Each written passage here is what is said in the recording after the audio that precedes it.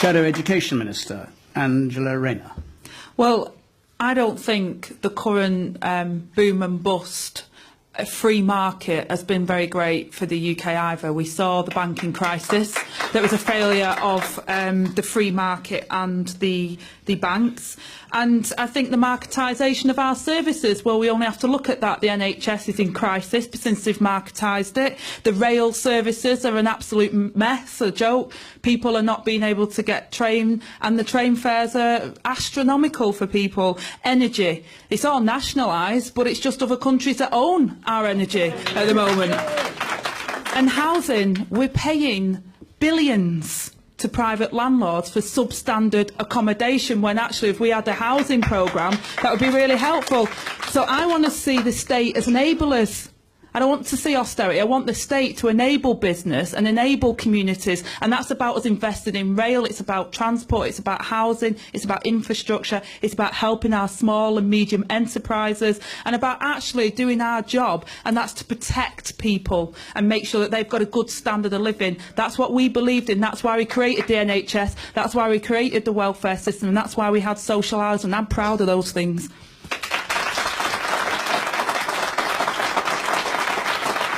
One of our tweeters, Julia J. Of course the country's ready for socialism, has been forever. We've just had corrupt, rich, evil types destroying us all.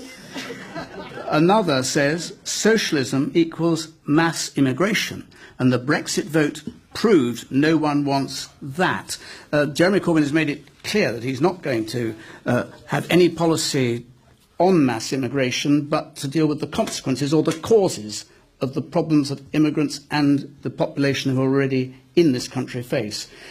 Are you happy, because dividing the parliamentary party at least from the mass of the party at conference, are you happy with a policy that doesn't have any statement about cutting, controlling immigration?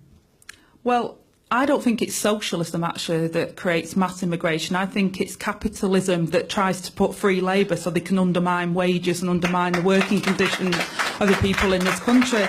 So that is the issue, and that's what Jeremy's been talking about. So do you think that once you had socialism, immigration would cease? Well, no, what you do is you make sure that actually when people are coming to the country, they're given the same conditions as the people that are here. The undercutting of wages, the fact that people living in substandard, squalor accommodations, that's a scourge on every single one of us, and we're all right to ignore that and not actually deal with the issues. But would it not attract, if people are drawn here already because wages are apparently higher, are higher than other parts, for instance, the European, if you improved conditions here and made that a bottom line that was much higher, living wage or whatever, that would attract more immigrants. That wouldn't worry you. No, employers get away with undercutting and actually don't even enforce the national minimum wage, don't even enforce the standards that we've got today.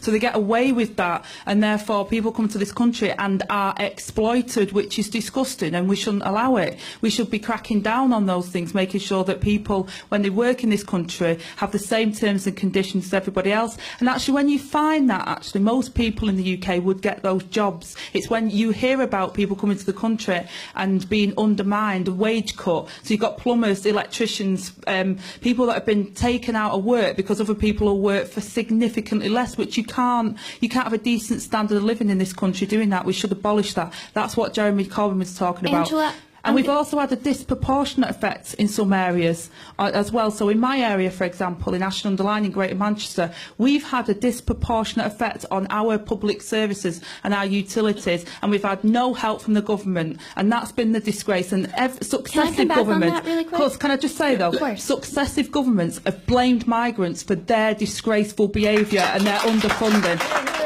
Well, I'm very glad you ended on that note, because on that we completely agree. But I'm also pleased to hear that you have acknowledged that the reason that people are wanting to come to the UK is because this is where the jobs are being created. You don't have 40% youth unemployment. You don't have 25% youth unemployment like what you have in France. You have zero-hour contracts. So many of the points that you raised about rent and about the railways and especially about the NHS, do not be fooled for a minute that these are mostly issues that are huge and impacting us badly because of the terrible centralized planning that the government has done to stop us from building more homes, to stop us from reforming and investing more into the NHS. These are, every single time that these issues come up, there are so many things that we could do to liberalize the planning system and create millions of new homes. In what way is the housing shortage we are faced with anything to do with an abundance of centralised planning? It's to do with the fact that because we sold our souls to precisely the sort of economics that your organisation represents, we have not built anything like the amount of social housing for rent